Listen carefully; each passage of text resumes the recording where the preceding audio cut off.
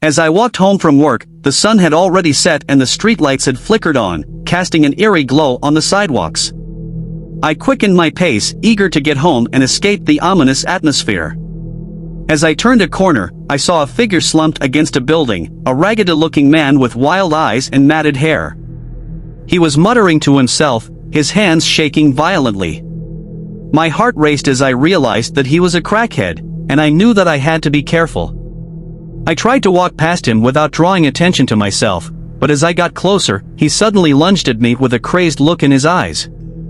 I stumbled back, narrowly avoiding his grasp, and tried to run away. But he was too fast, and he caught up to me in seconds, his breath hot and rank on my neck.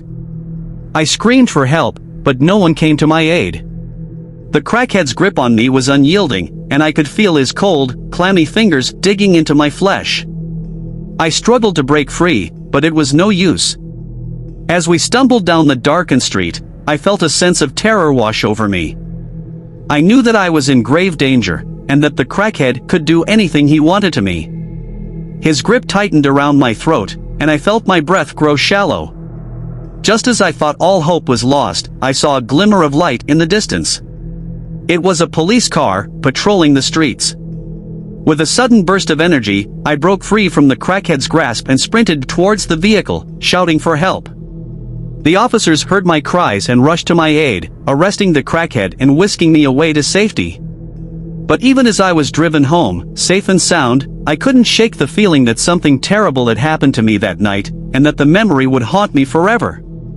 Days passed since that terrifying encounter, but I couldn't forget the crackhead's face and the cold grip of his hand around my neck. I was on edge, jumping at every little noise, and constantly checking over my shoulder as I walked home from work. But one night, as I was hurrying down the same street, I heard a low, guttural growl coming from the shadows. I froze, my heart racing as I realized that the crackhead was back. He emerged from the darkness, his eyes wide and unblinking, his mouth twisted into a snarl.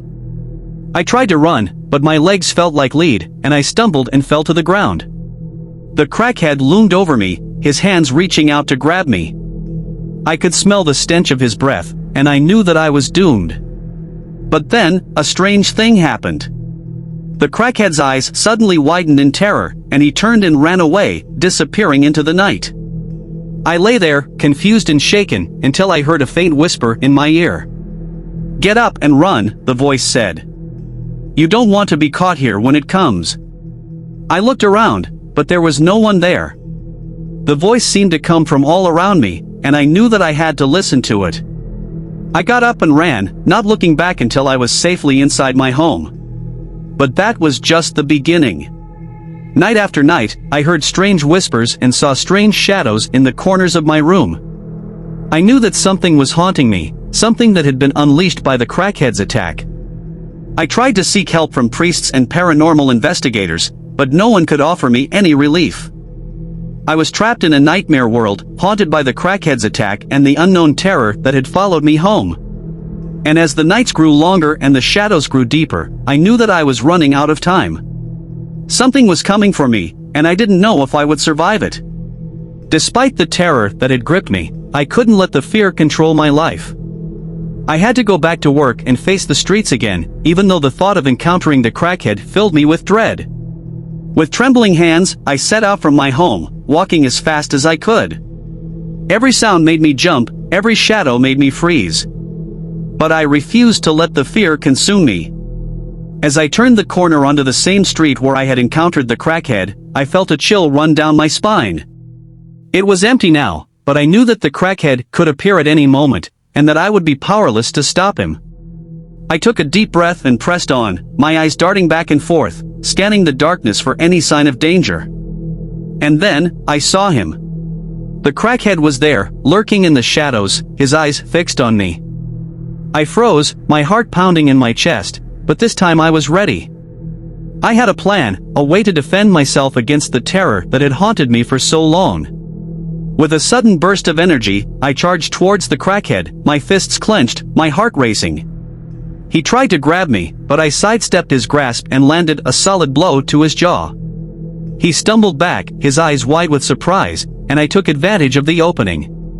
I kicked him in the stomach, then delivered a vicious punch to his face. He fell to the ground, unconscious. I stood there, panting and sweating, my heart racing. The crackhead was defeated, and I had triumphed over my fear. But even as I looked down at his prone form, I knew that the horror wasn't over. Something was still haunting me, something that had been unleashed by the crackhead's attack. And as I walked home, I could feel its presence lurking in the shadows, waiting for me to let my guard down. But this time, I was ready. I had faced my fear and triumphed over it, and I knew that no matter what horrors awaited me, I would never give up the fight. As I walked away from the unconscious crackhead, I couldn't shake the feeling that something was watching me. The air around me grew colder, and the sounds of the city became muted, as if I had stepped into another world.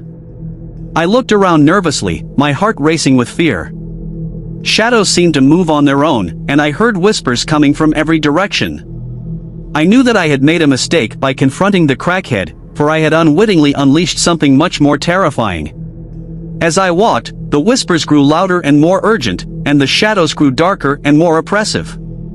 I felt as if I was being dragged towards something that I didn't want to see. I turned a corner and saw a figure standing in front of me. It was tall and thin, with long, twisted arms that ended in razor-sharp claws. Its eyes glowed red, and its mouth twisted into a cruel smile. I tried to turn and run, but I was rooted to the spot. The creature approached me slowly, its steps heavy and deliberate.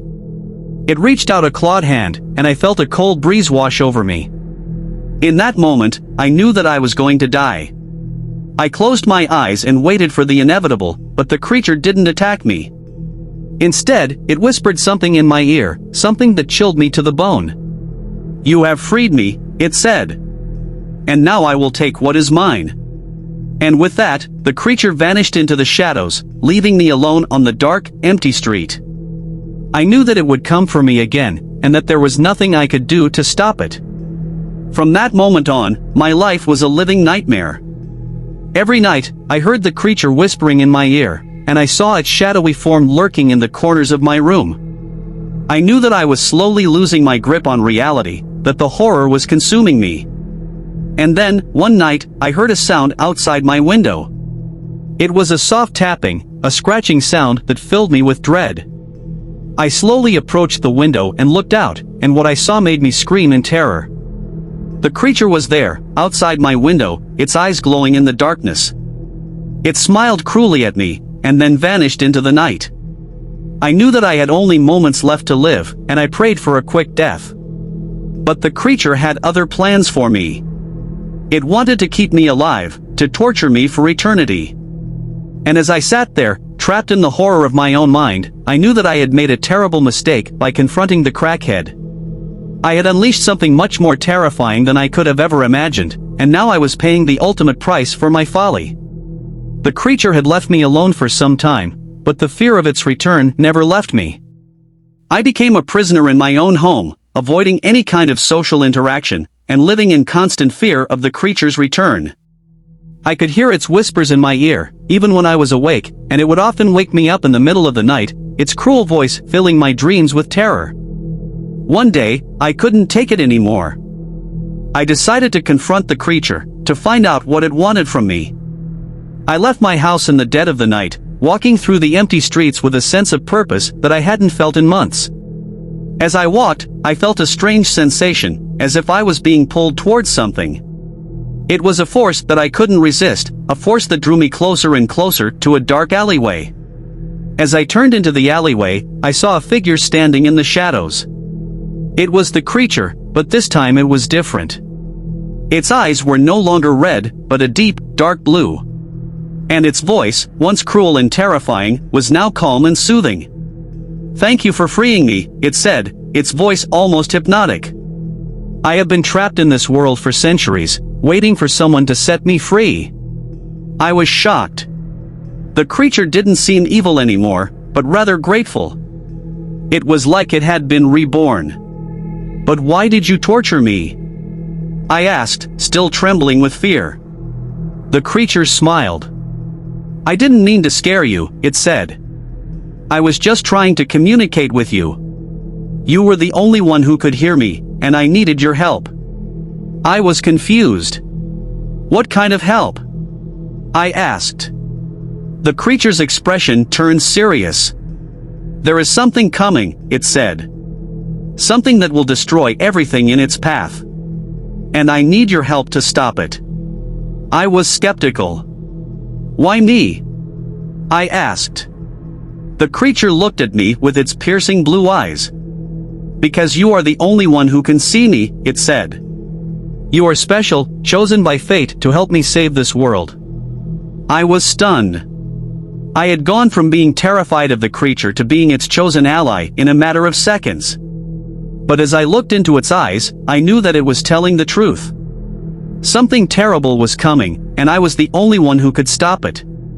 And so, I joined forces with the creature, embarking on a journey that would take me to the edge of reality and beyond. We battled demons and monsters, faced unimaginable horrors, and saved countless lives. And through it all, I knew that I had found my true purpose in life, that I had been chosen for a reason. In the end, we were successful in our mission. The world was saved, and the creature returned to its own realm, grateful for my help. I was left with a newfound sense of purpose, and a sense of peace that I had never known before. And as I walked home from my latest adventure, I knew that I would never be the same again. For I had faced my fear and emerged victorious, and in doing so, I had become something more than just a mere mortal. I had become a hero. As I walked home from work, I couldn't shake the feeling that I was being watched. I turned around and saw a figure lurking in the shadows, its eyes glowing red like the fires of hell. I took off running, my heart pounding in my chest. The creature chased after me, its long, thin arms flailing wildly in the air. I screamed for help, but no one was around to hear me. Just as I thought the creature was about to catch me, it suddenly tripped and fell flat on its face. I stopped in my tracks and turned around, expecting it to get back up and continue chasing me. But to my surprise, the creature just lay there, twitching and convulsing on the ground. It looked like it was having some kind of seizure. As I stood there, watching the creature writhe in agony, I suddenly realized that it wasn't trying to hurt me. It was just trying to scratch an itch on its back. I cautiously approached the creature, trying to keep a safe distance. It looked up at me with its red eyes, and I could see the relief in its expression. "Thank you so much," it said, gasping for air. "I've been trying to scratch that spot for days." I was taken aback. "What are you?" I asked. The creature smiled. "I'm a demon," it said. "But don't worry, I'm one of the good ones." I was skeptical. "What do you want from me?" The demon sighed. "Honestly, I just wanted someone to talk to," it said. "It gets pretty lonely down here in hell." I laughed nervously. "Yeah, I can imagine." The demon sat up, revealing a pair of bat wings that were now flapping lazily in the air. "Hey, do you want to see something cool?" it asked. I hesitated. I'm not sure that's a good idea." But the demon was already standing up, beckoning me to follow. "Come on, it'll be fun," it said. I reluctantly followed the demon down a dark alleyway, my heart racing with fear. But as we emerged on the other side, I realized that I was no longer in the human world. I was in hell. The demon led me through the fiery pits, showing me all the sights and sounds of the underworld. We saw tortured souls writhing in agony, heard the screams of the damned, and even met Satan himself. It was the scariest thing I had ever experienced, but also the funniest. The demon was like a tour guide, cracking jokes and making light of the horrific surroundings. As we emerged back into the human world, I couldn't help but feel grateful to the demon for showing me a side of life that I never knew existed. And as I walked home, I knew that I had just experienced something that I would never forget. And who knows? Maybe I'll visit the demon again someday.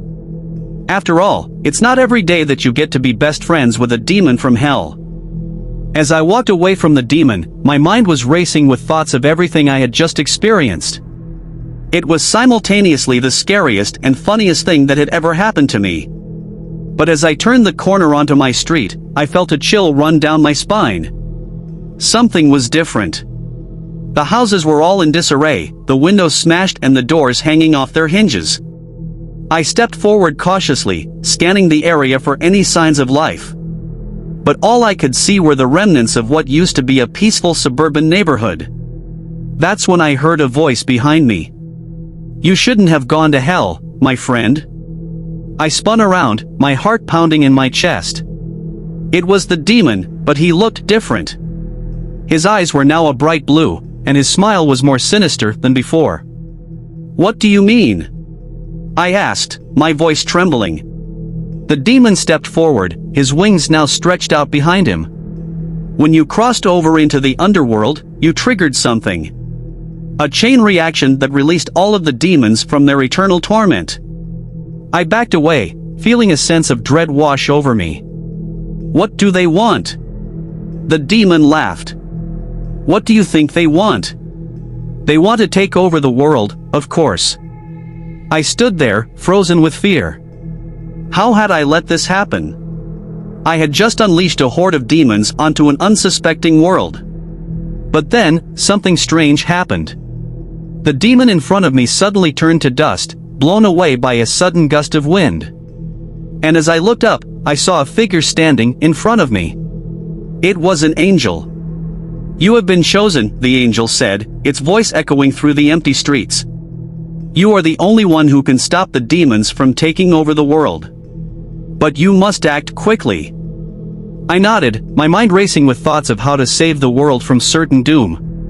And as I stepped forward, ready to take on the task at hand, I couldn't help but wonder if this was all part of the demon's plan. Maybe he had led me to hell for a reason, to trigger this chain reaction and release the demons. But for now, that didn't matter. All that mattered was saving the world from the hordes of hell that were now descending upon it. With the angel by my side, I set out to save the world from the demonic invasion. It was a fierce battle, with the forces of hell throwing everything they had at us. But with the angel's guidance, I was able to use my newfound powers to fight back. We battled across cities and towns, facing off against demons of all shapes and sizes. It was a long and grueling fight, but we knew that the fate of the world hung in the balance. Finally, after what felt like an eternity, we emerged victorious. The demons were defeated, and the world was safe once again. As the angel and I stood there, catching our breath, I couldn't help but feel a sense of pride. I had gone from a simple office worker to a hero, saving the world from certain doom. But as the angel turned to leave, I realized something. "Wait," I said, "what about the demon who sent me to hell? He's still out there, isn't he?" The angel turned back to me, a look of concern on its face. "Yes," it said, "he is still out there. And he will stop at nothing to see the world fall." I nodded, understanding the gravity of the situation. "Then I will continue to fight," I said, "for as long as it takes." And with that, I set out once again, ready to face whatever challenges lay ahead. It was a never-ending battle, but I knew that as long as I had the angel by my side, I could face anything. And so, I continued to fight, day after day, year after year. And although there were times when the demons seemed to gain the upper hand, I never gave up. For I knew that as long as I was fighting, there was always hope. And in the end, that hope was what saved us all. Thanks for watching. If you enjoyed this video, please take a moment to hit the like button and consider subscribing to our channel for more great content. Your support helps us continue to create and share valuable information with you. Don't forget to click the notification bell so you never miss an upload.